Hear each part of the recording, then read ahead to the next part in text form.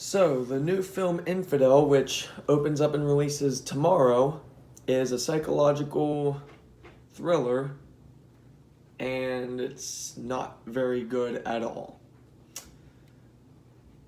The cast do an okay job performing, definitely not the greatest, and not the worst at the same time. The writing is very bad. Basically, everything is very bad. Everything is poorly made, poorly constructed. I do have to say the best part about this film, Infidel, is the humor and the sarcasm. The sarcasm is actually pretty well written, I will say that. But that's literally the only good thing about Infidel as a film. Everything else is poorly written, everything else doesn't make any sense, even combined, individually, separated. It all feels choppily edited, choppily performed. Uh, they make you feel, or they make you want to feel like there are spinning wheels constantly going on, and there's like nothing, there's like no tension at all, because every single scene does not fit alongside every single scene before and after it. None of it makes sense to one another, and nothing makes sense because there's no explanation for anything. The intro starts off with a guy in front of a firing squad, and then it goes backtracks 6 months before that, and you find out you're following a CIA couple that I guess are friends with an Iranian couple in the US, and something happens with the Iranian couple's family, and cops are called. The Iranians, I will say, they didn't do what they're being accused of. Well,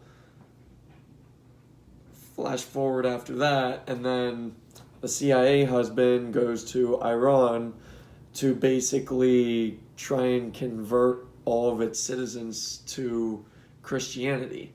And here's the thing. I was okay with the idea of a religious biblical story. I was okay with that as the plot. But then it turns into just like a kidnap and torture film, and family members trying to get them back. It's kind of like a really dumbed down, less violent Taken. And here's the difference. In Taken, you care about all of these characters. In Infidel, you don't even know any of these characters, let alone giving any sense of a crap about them. Okay, all of these characters are pretty piss poor characters. They're just caricatures of themselves. They're poorly written, poorly designed. It's a poorly directed film. This is a very poor effort in the psychological spy thriller genre. And honestly, it's war films. I wouldn't classify this entirely as a war film because there isn't really that much violence in it. I'd say just like kind of at the beginning, somewhat in between, and then there's violent parts at the end, but it's not really that much.